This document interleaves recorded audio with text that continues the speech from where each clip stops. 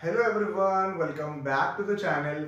और आज के इस वीडियो में हम लोग पढ़ने वाले हैं इशू ऑफ डिबेंचर्स के नेक्स्ट 3 पॉइंट्स। ये पार्ट 2 वीडियो है। इससे पहले पार्ट में मैंने आपको 3 टॉपिक्स सिखाए थे कि issue of debentures at par, at premium और एट डिस्काउंट, तीनों तरीके से डिबेंचर्स को इशू कैसे करते हैं। इस वीडियो में हम बताने वाले हैं कि अगर हमें डिबेंचर्स को इशू करना पड़ जाए कैश के बदले नहीं बल्कि for consideration other than cash, किस तरीके से, या फिर कोलेटरल सिक्योरिटी क्या होती है, या फिर issue of debentures, interest on debentures क्या होता है कि डिवेंचर्स के ऊपर अगर इंटरेस्ट देना पड़े। तो ये 3 कंडीशंस आज मैं आपको एक्सप्लेन करने वाला हूँ इस वीडियो के अंदर।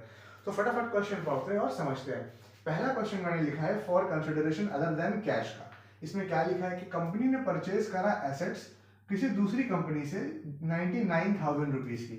एक कंपनी है जिसकी हम लोग जर्नल एंट्रीज बना रहे हैं, उसने किसी दूसरी कंपनी से उनकी सारी एसेट्स को या कुछ एसेट्स को 99,000 रुपीज का खरीद लिया, लेकिन उसके बदले उस कंपनी को 99,000 रुपीज नहीं दिए बल्कि उसके बदले उनको डिवेंचर्स इशू करना है। चलिए आगे देखते हैं। और ये एग्री करा गया कि परचेज कंसिडरेशन जो होगा वो इशू ऑफ डिवेंचर्स के 100 रुपए वाले डिवेंचर्स इशू करेंगे और assume that the debentures have been issued at par. और तीनों कंडीशन यहाँ पे मैंने आपको दिखा दिया। पहले कि अगर पार पे इशू करा कि 100 रुपए वाला डिवेंचर था, 99,000 रुपीज की उनसे एसेट्स लिया और 100 रुपए की ही उनको डिवेंचर्स के हिसाब से इशू कर दिया, तो क्या कंडीशन होगी। अगर हमने 10% प्रीमियम पे इशू करा तो कितने शेयर्स इशू करेंगे, ठीक, और क्या एंट्री होगी। और अगर 10% डिस्काउंट पे इशू करा तो कितने शेयर्स इशू करेंगे और क्या एंट्री होगी। तो चलिए फटाफट समझते हैं। देखिए, सबसे पहले जब हमने उनसे उनकी एसेट्स को परचेज किया तो हम क्या एंट्री करेंगे, sundry assets debit to vendor. यहाँ पे वेंडर का नाम क्रेडिट साइड पे, जिस भी वेंडर ने हमको एसेट्स दिया है तो वेंडर के पास से एसेट्स गए, इसलिए उसका नाम क्रेडिट साइड पे लिख लिया, क्योंकि क्रेडिट द गिवर होता है और वेंडर जो है वो गिवर है। ठीक, उन्होंने हमको एसेट्स दिया कितने रुपए की, 99,000 रुपीज की, और हमारे पास 99,000 रुपीज की एसेट्स आ गई, डेबिट कर लिया इसने हम लोगों ने सन्ड्री एसेट्स को। ओके, तो 99,000 रुपीज यहाँ पे आ गए। उसके बाद 3 कंडीशन है। पहली कंडीशन कि अगर 99,000 रुपीज की जो एसेट्स हैं उनको हमने एट पार इशू करा तो क्या एंट्री होगी। तो देखिए, इस बार वेंडर रिसीवर है क्योंकि वेंडर को मिल रहे हैं डिवेंचर्स और हमारे पास से डिवेंचर्स जा रहे हैं, इसलिए हम लोग यहाँ पे 99,000 रुपीज के पूरे डिवेंचर्स इशू कर दे रहे एट पार, 100 रुपए वाला ही डिवेंचर इशू कर रहे हैं। ठीक है, 99,000 रुपीज के। सेकंड कंडीशन है कि when debentures are issued at premium, जब प्रीमियम पे डिवेंचर्स इशू करेंगे तो क्या एंट्री होगी। देखिए, वेंडर्स को डेबिट करेंगे क्योंकि वेंडर्स के पास डिवेंचर डाल रहे हैं, लेकिन आपको बताया था जैसे मैंने पहले भी कि डिवेंचर्स के साथ ही सिक्योरिटी प्रीमियम भी लगता है। 100 रुपए का डिवेंचर है लेकिन 110 रुपए का उनको इशू कर रहे हैं, तो उस कंडीशन में क्या है कि भैया उनको कितने डिवेंचर्स हमने देने हैं। देखिए, वेंडर को हमें 99,000 रुपीज ही पे करने हैं, उसमें कोई डाउट नहीं कि हमको वेंडर को 99,000 रुपीज नहीं देने हैं, कुछ अमाउंट घटे या बढ़ेगा ऐसा नहीं होगा। वेंडर के सामने तो 99,000 रुपीज ही जाएंगे, ठीक है। लेकिन अब यहाँ पे 11% डिवेंचर, हमने कितने डिवेंचर उनको दिए और कितने रुपए सिक्योरिटी प्रीमियम लिया, ये बात है। तो हमें क्या देखना है कि हमने यहाँ पे क्या करा कि देखिए 99,000 रुपीज के डिवेंचर्स थे और हर एक डिवेंचर कितने का था, 110 रुपीज का था। तो कितने डिवेंचर्स टोटल हुए जो हमें उनको देने हैं, तो 900 डिवेंचर्स इसको काट के बाद निकल के आया। ठीक है, तो 900 डिवेंचर्स हमको देने हैं और 900 डिवेंचर्स 100 रुपए वाले। तो इसका मतलब हो गया 9 1 9 और 4 0, 90,000 रुपीज के डिवेंचर्स हम उनको पे कर रहे हैं। और टोटल डिवेंचर्स हम कितने पे कर रहे हैं, 900 डिवेंचर्स पे कर रहे हैं। और 900 डिवेंचर्स के ऊपर और सिक्योरिटी प्रीमियम कितना ले रहे हैं, 10 रुपए ले रहे हैं, तो 10 रुपए ले रहे हैं 900 डिवेंचर्स के ऊपर। इसका मतलब कि 900 टेन 9,000 रुपीज जो हमने उनसे लिए हैं वो सिक्योरिटी प्रीमियम के लिए हैं। मतलब हमने जो उनको डिवेंचर्स एक्चुअल में इशू करे वो 90,000 रुपए के ही इशू करे हैं इस कंडीशन में, अगर डिवेंचर्स इशू है प्रीमियम होगा। थर्ड एंट्री क्या है, अगर हमने उनको डिवेंचर्स इशू करे 10% डिस्काउंट पे, मतलब कि 100 रुपए का डिवेंचर था लेकिन हमने उनको 10% डिस्काउंट दे दिया, तो एक्चुअल में हमने उनको दिया 90 रुपीज का डिवेंचर, 90 रुपीज का। तो हमने 90 रुपीज से उनको कितने डिवेंचर्स दिए होंगे, तो इसको कैसे कैलकुलेट करेंगे। देखिए, वेंडर को फिर से लिखेंगे और डिस्काउंट और इशू ऑफ डिवेंचर क्या है, डेबिट करेंगे क्योंकि लॉस है, और 11% डिवेंचर लिखेंगे। डिवेंचर के सामने क्या, देखिए वेंडर्स को हमें कितने रुपए देने, वेंडर को तो हमें 99,000 रुपीज ही देने हैं।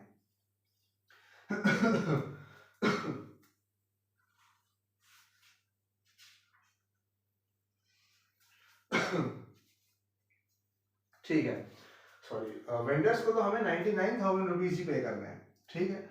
उसके बाद हमने डिस्काउंट कितना दिया उसको, 10 रुपए का डिस्काउंट दिया है, यहाँ पे लिख देता हूँ। कितने हमने डिवेंचर इशू करे उसको, 1100 डिवेंचर इशू करे, क्योंकि इस कंडीशन में कितने डिवेंचर हो जाएंगे, 99,000 रुपीज पे करने और हर एक डिवेंचर 90 रुपीज का है। इसका मतलब कि इस बार मुझे उनको 1100 डिवेंचर्स इशू करने हैं। तो 1100 डिवेंचर्स के ऊपर अगर 10 रुपए का डिस्काउंट दिया तो इसका मतलब कितना हो गया, यहाँ पे 11,000 रुपीज डेबिट करना है, इस बार 11,000 रुपीज डेबिट करना है। और डिवेंचर्स टू परसेंटेज डिवेंचर के सामने टोटल अमाउंट लिख देंगे 99,000 और 11,000, इसका मतलब 1,10,000 रुपीज। तो इस तरीके से डिवेंचर्स हम लोग इशू करेंगे अगर डिस्काउंट भी होगा। सबसे पहले हमें ये फाइंड आउट करना है इसके अंदर कि हमने कितने, देखिए वेंडर को तो हमें सेम अमाउंट देना है कि वेंडर को 99,000 रुपीज मिलने चाहिए, बट उसके साथ साथ ध्यान देने वाला पॉइंट ये है कि नंबर ऑफ डिवेंचर्स कितने इशू कर रहे हैं हम, कि हम डिवेंचर्स उनको एक्चुअल में कितने दे रहे हैं। यहाँ पे 99,000 रुपीज दे रहे हैं, लेकिन डिवेंचर सिर्फ 900 इशू कर रहे हैं, और यहाँ पे डिवेंचर्स हम उनको 1100 इशू कर रहे हैं। ये चीज पॉइंट वाली है। तो ये पॉइंट था issue of debentures for consideration other than cash के लिए। अब नेक्स्ट पॉइंट, पहले मैं क्वेश्चन लिख लेता हूँ फिर आपको एक्सप्लेन करता हूँ। Okay, so here we are with another question ready related to issue of debentures and collateral security. Collateral security का मतलब क्या होता है और इससे रिलेटेड एंट्रीज कैसे होती हैं, वो अब हम लोग इस वीडियो में डिस्कस करने जा रहे हैं। मैंने क्वेश्चन लिख लिया है, बट इससे पहले कि हम क्वेश्चन सॉल्व करें आपको बताना चाहते हैं कि कोलेटरल सिक्योरिटी क्या होती है। तो देखिए कोलेटरल सिक्योरिटी क्या होती है, हम यूँ एग्जाम्पल के तौर पे ले लें कि जैसे अगर हम लोगों को पैसों की ज़रूरत थी, जिसके लिए जो बिजनेस है हमारा वो बैंक के पास गया लोन लेने के लिए, ठीक है, बैंक के पास गया, ये बैंक है, तो हमें लोन चाहिए था 1 करोड़ रुपीस का। तो बैंक ने हमसे कहा कि 1 करोड़ 20 लाख रुपीस की क्या करिए, 1.20 करोड़ रुपीस की आप हमारे पास सिक्योरिटी ले आइए, क्योंकि बैंक तो कुछ ना कुछ सिक्योरिटी मांगता है। जब बैंक में हम सिक्योरिटी रखते हैं कुछ, तभी वो हमको लोन देता है, ठीक। तो हमारे पास एक बिल्डिंग थी जो हमने बैंक को प्रोवाइड कर दी, लेकिन वो उस बिल्डिंग की कॉस्ट सिर्फ 80 लाख रुपीस ही थी। अभी हमें 40 लाख रुपीस और अरेंज करने हैं, लेकिन अब हमारे पास कुछ ऐसा नहीं है जो हम बैंक को दे सकें। तो बैंक को लेकिन 1 करोड़ 20 लाख रुपीस की ही सिक्योरिटी चाहिए। तो अभी हमारे पास बच रहे हैं 40 लाख रुपीस। तो हमने क्या करा कि 40 लाख रुपीस के डिवेंचर्स हमने अपनी कंपनी के बैंक के पास रखवा दिए एज अ एक्स्ट्रा सिक्योरिटी, जिसको हम कोलेटरल सिक्योरिटी भी कहते हैं। मतलब कोलेटरल सिक्योरिटी का मतलब कि इस सिक्योरिटी के साथ साथ जो प्राइमरी सिक्योरिटी है उसके साथ साथ अगर हम कोई और एक्स्ट्रा सिक्योरिटी रखवा रहे हैं तो उसको हम कोलेटरल सिक्योरिटी कहते हैं। उससे रिलेटेड क्या एंट्रीज होती हैं, चलिए फटाफट देखते हैं। पहले क्वेश्चन पढ़ते हैं। M Limited issued 10,000 debentures of ₹100 each at a premium of 10% each on 1st April 2011। पहला पॉइंट ये लिखा हुआ है कि M Limited ने इशू करे 10,000 डिवेंचर 100 रुपए वाले और 10 रुपए प्रीमियम पे इशू करे। इसका मतलब कि 100 रुपए का जो डिवेंचर था उस पर 10 रुपए एक्स्ट्रा मांगे, तो कितने हो गए, 110 रुपए का डिवेंचर इशू करा। तो इसकी क्या एंट्री होगी, सबसे पहले पैसे आ गए डिवेंचर के, तो बैंक में लिखेंगे जो पैसे आए, कितने पैसे आए, 10,000 डिवेंचर्स के ऊपर 10,000 डिवेंचर्स के ऊपर 110 रुपीज मांगे। इसका मतलब कि 11 लाख रुपीस आ गए, ठीक है। सबसे पहले 11 लाख रुपीस कंपनी के पास आ गए उसके डिवेंचर इशू करने से। अब जो डिवेंचर के पैसे रिसीव हुए हैं उनको हम कैपिटल अकाउंट में ट्रांसफर कर देंगे। तो जो डिवेंचर एप्लीकेशन और अलॉटमेंट के सामने अमाउंट है वो तो वैसे ही लिखा जाएगा 11 लाख, और 8% डिवेंचर के सामने जो फेस वैल्यू थी, मतलब 100 रुपए का डिवेंचर था और 10,000 डिवेंचर थे, तो इससे ही मल्टीप्लाई करके यहाँ पे लिखेंगे हम लोग 10 लाख रुपीस, ठीक है। और 1 लाख रुपीस जो आया है वो सिक्योरिटी प्रीमियम रिजर्व का आया है। ये हो गया एंट्री। अब नेक्स्ट आगे क्या लिखा हुआ है, it purchased fixed assets of 2.5 lakh and took over current liabilities of 40,000। इसका मतलब कि जो फिर इसके बाद क्या करा कि एक किसी दूसरे बिजनेस की एसेट्स और लाइबिलिटीज दोनों ही परचेज कर लिया, मतलब उसका बिजनेस ही पूरा रनिंग बिजनेस टेक ओवर कर लिया। तो जिसमें हमारे पास आई फिक्स एसेट्स 2.5 लाख रुपए की, मतलब 2.5 लाख रुपए का सामान हमने उनसे लिया है। तो फिक्स एसेट्स के सामने हम लिख देते हैं 2.5 लाख रुपए, 2,50,000 रुपए। और लाइबिलिटीज कितनी ली है हमने? लाइबिलिटीज ली है 40,000 रुपए की। इसका मतलब वेंडर को अभी हमें कितने पैसे देने हैं? 2,10,000 रुपीज अभी वेंडर को पे कर रहे हैं। Purchase of assets and liabilities narration में डाल दिया, ठीक है। 2,10,000 रुपीज पे कर रहे हैं।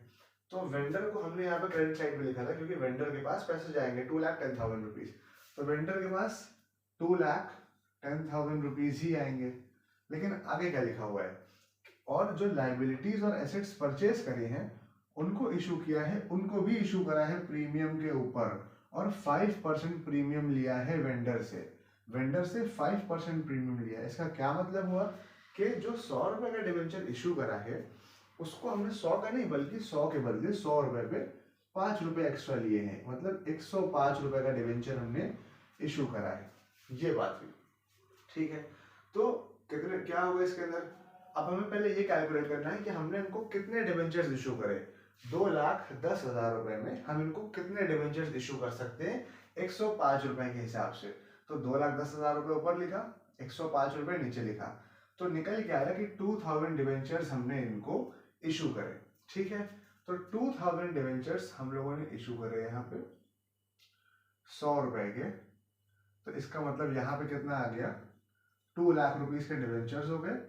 और जो बचे 10,000 रुपीज, तो ये किस चीज के हो गए?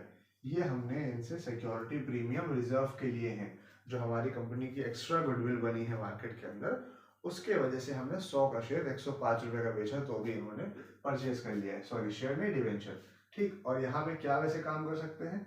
तो 2,000 शेयर्स के ऊपर 10 रुपए एक्स्ट्रा लिए, सॉरी 5 रुपए एक्स्ट्रा लिए, क्योंकि 100 का शेयर 105 रुपए का बेचा, तो 10,000 रुपए यहाँ पे आ गया।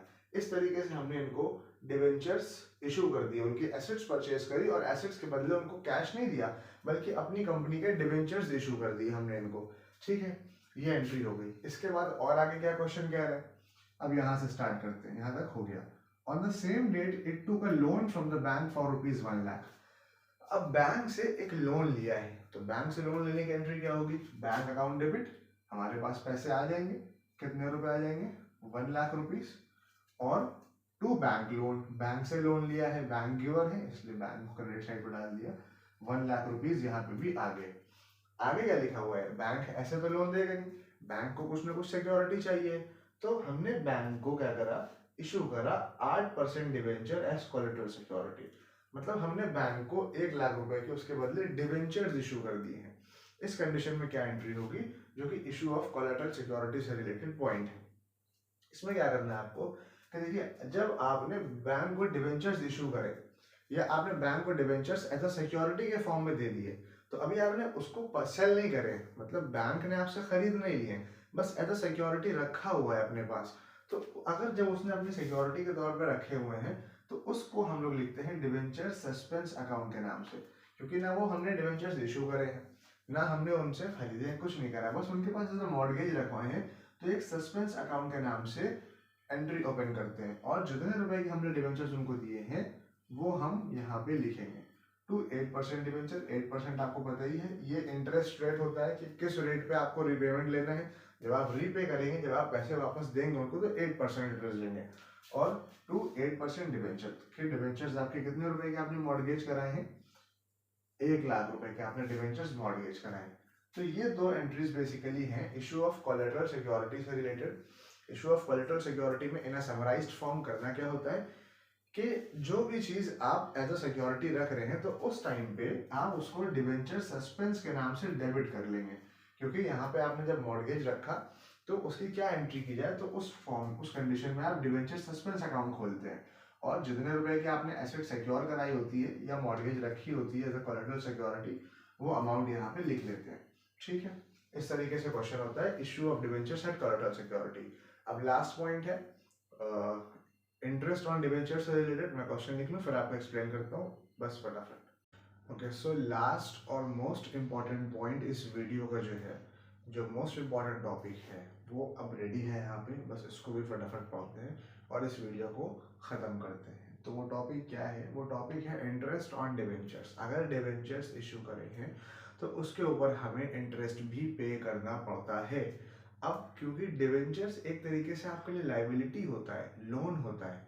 आपने अगर किसी से लोन लिया है या आपको किसी ने पैसे दिया है तो वो उसके बदले फिक्स्ड रेट ऑफ इंटरेस्ट भी चार्ज करता है, जो कि हमें पे करना होता है और वो हमारे लिए एक तरीके का लॉस होता है। ठीक है, तो अगर हम इंटरेस्ट पे करेंगे किसी को तो उससे रिलेटेड क्या एंट्रीज होंगी वो यहाँ पे एक्सप्लेन करेंगे। देखिए, सबसे पहली एंट्री क्या होगी कि जब इंटरेस्ट ड्यू होगा, कि मतलब हाँ, अब जो पर्टिकुलर टाइम पीरियड था, जनरली 6 महीने पे आप इंटरेस्ट पे करते हैं या पूरे साल पे इंटरेस्ट पे करते हैं, इस तरीके से होता है।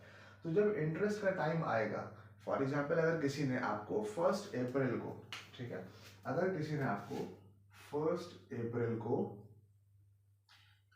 10 लाख रुपए दिए, तो 1 अप्रैल के बाद 6 महीने कब हो गए? अप्रैल, मई, जून, जुलाई, अगस्त, सितंबर। तो आप 1 अक्टूबर को, कब? 1 अक्टूबर को इस 10 लाख रुपए के ऊपर जो भी पैसे बनेंगे वो इंटरेस्ट के पे करेंगे। मान लीजिए कि इंटरेस्ट 5% था, तो 5,000 रुपए आपको यहाँ पे करने पड़ेंगे। ठीक है, इस तरीके से इंटरेस्ट के पैसे पे करने होते हैं। तो इंटरेस्ट के पैसे जब पे करते हैं तो उससे रिलेटेड क्या एंट्रीज होती हैं? ठीक, तो सबसे पहले क्या होगा कि इंटरेस्ट ड्यू होगा, मतलब कि हाँ, इंटरेस्ट के पेमेंट का टाइम आ गया, और जैसे ही इंटरेस्ट के पेमेंट का टाइम आएगा उसी टाइम पे कौन आ जाएगा? गवर्नमेंट आ जाएगी। गवर्नमेंट क्या करेगी आगे? भाई यहाँ पे क्या हो रहा है कि अगर इंटरेस्ट ड्यू हुआ है, हम कंपनी के पॉइंट ऑफ व्यू से जर्नल एंट्रीज बना रहे हैं, तो हमने किसी को अब पैसे देना है, उसने हमारी कंपनी को लोन दिया, अब हम उसको इंटरेस्ट दे रहे हैं। तो जब उसकी इनकम हो रही है, तो जब इनकम होगी किसी की, तो उसी टाइम पे गवर्नमेंट क्या कहेगी? इनकम हुई है भाई आपकी, टैक्स, टैक्स के पैसे दीजिए। तो उसी टाइम पे क्या होगा, हम डिवेंचर होल्डर की जो एक्चुअल इनकम हो रही होगी उसी में से पैसों को कम करके कुछ टैक्स भी पे कर देंगे, और जो डिवेंचर होल्डर के पैसे बच रहे होंगे वो डिवेंचर होल्डर के अकाउंट में ट्रांसफर कर देंगे। बट अभी ट्रांसफर नहीं हुए हैं, अभी ड्यू है अमाउंट, अभी पेमेंट करना बाकी है। ठीक, फिर जब हम इंटरेस्ट पे करेंगे डिवेंचर होल्डर को, तो क्या एंट्री बनेगी? Debenture holder debit to bank. Bank से पैसे गए और डिवेंचर होल्डर के अकाउंट में आ गए, और उसी टाइम पे यहाँ पे टैक्स भी ड्यू था। कौन सा टैक्स है? Tax deducted at source. तो वो टैक्स का पेमेंट भी इसी तरीके से करेंगे। यहाँ पे डिवेंचर होल्डर डेबिट था, यहाँ पे टैक्स डेबिट करा, और टू बैंक, बैंक से पेमेंट चला जाएगा। ठीक है, तो ये 3 एंट्रीज हैं जो इंटरेस्ट ऑन डिवेंचर से रिलेटेड कंडीशन में की जाती हैं। तो फटाफट क्वेश्चन पढ़ते हैं और इससे रिलेटेड एंट्रीज भी यहाँ पे करते हैं। सबसे पहली बात क्या लिखी है कि एक्स लिमिटेड ने इशू करे 5,000 डिवेंचर्स ऑफ ₹100 ईच। अगर 5,000 डिवेंचर इशू करे हैं 100 रुपए के एट पार, कोई दिक्कत नहीं है। 100 रुपए का डिवेंचर 100 रुपए का इशू करा है, ठीक है। अब 100 रुपए का डिवेंचर 100 रुपए का इशू कर दिया इन्होंने, तो 1 अप्रैल 2010 को इशू करा है। तो सबसे पहले तो यहाँ पे एंट्री बन जाएगी 2010 1 अप्रैल। तो क्या होगा, पैसे आएंगे सबसे पहले हमारे पास डिवेंचर्स के बैंक अकाउंट डेबिट टू कितने परसेंट डिवेंचर? टू 12% डिवेंचर, ठीक है, to 12% debenture application and allotment. कितने पैसे आ गए भाई? 5,000 डिवेंचर्स के ऊपर 100 रुपए, इसका मतलब 5 लाख रुपए यहाँ पे आ गए। ठीक है, बिल्कुल नॉर्मल एंट्री जैसे हम लोग करते आते थे अभी तक के। उसके बाद अब जब पैसे आ जाएंगे तो इनको कैपिटल अकाउंट में भी तो ट्रांसफर करेंगे। तो 12% डिवेंचर एप्लीकेशन अलॉटमेंट जो यहाँ पे क्रेडिट साइड पे था उसको यहाँ पे डेबिट में लिखते हैं।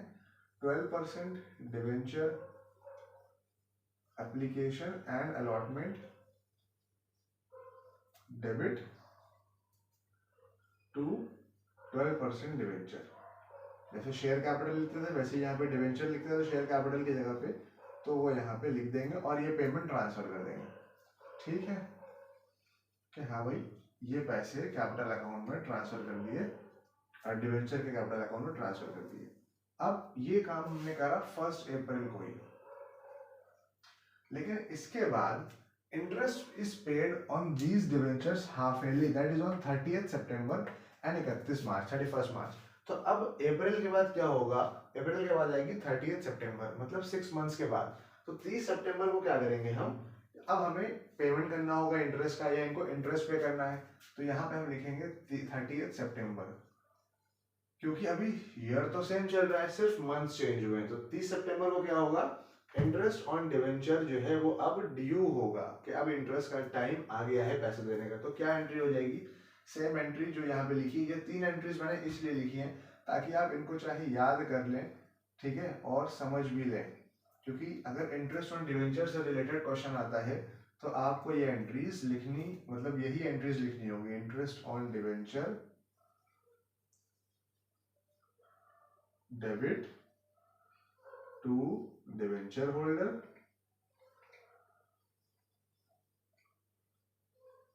और टू टीडीएस। क्या मतलब हुआ इसका, कि इंटरेस्ट ऑन डिवेंचर पे करना है, डिवेंचर होल्डर को पैसे देने हैं, और डिवेंचर होल्डर के पैसों में से ही जो उसकी इनकम पे टैक्स लगेगा वो भी पे करना है। ठीक है, तो इंटरेस्ट ऑन डिवेंचर्स कितना पे करना है इनको, इनसे हमने कितने पैसे लिए थे, 5 लाख रुपीज लिए थे। यहाँ पर रफ वर्क करते हैं, अगर हमने 5 लाख रुपीज लिए हैं, ठीक है, और 6 इंटरेस्ट कितना लग रहा है, 20% लग रहा है, इसका मतलब 20/100 हो जाएगा।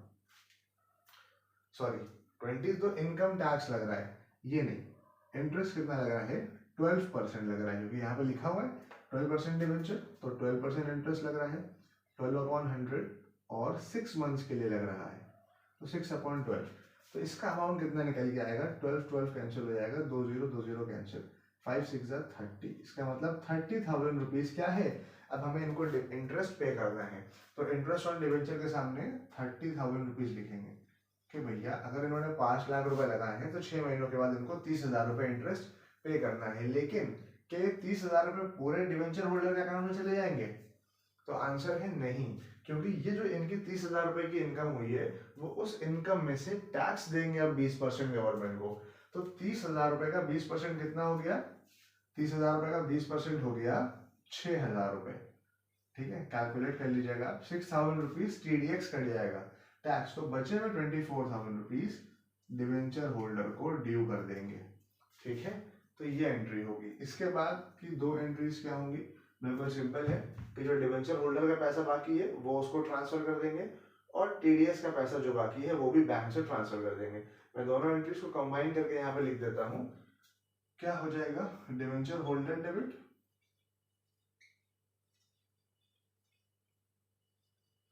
डिवेंचर होल्डर डेबिट और टीडीएस डेबिट टू बैंक, के बैंक से इन दोनों चीजों के पैसे चले गए, और डिवेंचर होल्डर को 24,000 रुपए मिल गए और 6,000 रुपए गवर्नमेंट को मिल गए, और बैंक से हमारे 30,000 रुपए जो पे करने थे वो चले गए। ठीक है, तो 30 सितंबर को जो एंट्री होनी थी वो हम लोगों ने कर दिया। इसके बाद फिर से हमको 31 मार्च 2011 को इंटरेस्ट पे करना है 6 मंथ्स के बाद, तो सेम काम फिर से करना है। ठीक है, क्या होगा, सबसे पहले इंटरेस्ट ड्यू होगा, फिर हम उस इंटरेस्ट का जो ड्यू हुआ था उसका पेमेंट करेंगे। तो 30 सितंबर यहाँ पे भी डेट थी, यहाँ पे भी 30 सितंबर ही रहेगी, same entry, interest on debenture debit to debenture holder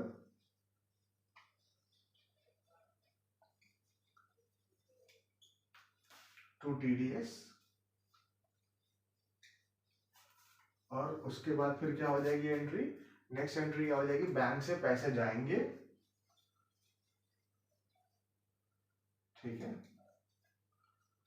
और डिवेंचर होल्डर को पैसे मिल जाएंगे। तो डिवेंचर होल्डर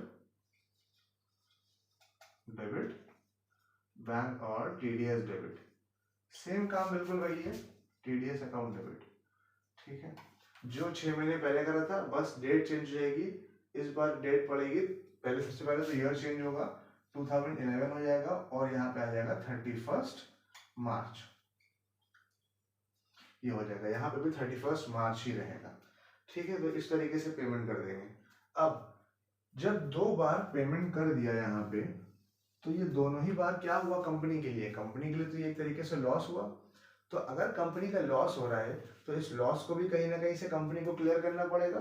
तो इसके लिए क्या एंट्री हो जाएगी लास्ट में, क्या एंट्री होगी?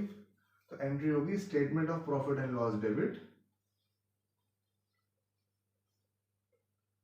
Statement of profit and loss debit to interest on debenture, कि जो डिवेंचर्स थे उनके ऊपर इंटरेस्ट पे कर दिया।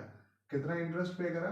30,000 रुपये एक बार और 30,000 रुपये एक बार, तो 60,000 रुपये हुए, जो कि statement of profit and loss में एडजस्ट कर लिए। मतलब प्रॉफिट एंड लॉस से 60,000 रुपये का बैलेंस हमने जो लॉस हुआ था वो लिख दिया यहाँ पे। इस तरीके से प्रॉफिट एंड लॉस में एडजस्टमेंट कर देंगे। तो बेसिकली क्या करा, सबसे पहले जो हम लोगों ने डिवेंचर्स परचेज करे, उसके बाद 6 महीने के बाद फिर उनका अमाउंट जो ड्यू हुआ उसका पेमेंट करा, फिर 6 महीने के बाद अमाउंट ड्यू हुआ उसका पेमेंट करा। और जो 2 बार पेमेंट करा है टू बैंक, हाँ यहाँ तो अमाउंट लिखा ही नहीं, 24,000, सॉरी इंटरेस्ट ऑन डिवेंचर कितना इंटरेस्ट था? 30,000 रुपये। ठीक, तो यहाँ पे 24,000 और यहाँ पे 6,000, फिर यहाँ पे 24,000 जो डिवेंचर होल्डर को मिलेंगे, 6,000 रुपये जो टीडीएस से कटेंगे और बैंक से 30,000 रुपये चले जाएंगे। ठीक है, तो यहाँ से एक बार बैंक से 30,000 रुपये गए और यहाँ पे बैंक से 30,000 रुपये कंपनी के गए, तो टोटल 60,000 रुपये का लॉस हुआ, वो हम लोगों ने यहाँ से एडजस्ट कर दिया। तो ये सेकंड पार्ट जो था इंटरेस्ट डिवेंचर्स वाली सीरीज का, वो कंप्लीट हो गया है। इसके अंदर 3 टॉपिक्स कवर हुए हैं, issue of debentures as collateral security, और issue of debentures for consideration other than cash, अगर कैश में नहीं पे करते हैं हम किसी को पैसे, उसके बदले डिवेंचर्स देते हैं तो क्या करना है, और जो इंटरेस्ट ऑन डिवेंचर से रिलेटेड टॉपिक है। ये 3 टॉपिक्स कवर हो गए हैं। अब एक लास्ट पार्ट जो है वो कुछ ही दिन में आ जाएगा और उसके बाद ये पूरा डिवेंचर्स वाली सीरीज खत्म हो जाएगी। ठीक है, तो आई होप आपको समझ में आया होगा, और अगर अभी भी कोई डाउट है तो आप मुझसे कमेंट सेक्शन में पूछ सकते हैं, मैं वहाँ पे आपको जवाब दे दूंगा। आपका जो भी डाउट है क्लियर कर दूंगा। बाकी वीडियो को देखें ध्यान से और समझने की कोशिश करें। तो अभी के लिए इतना ही, थैंक यू।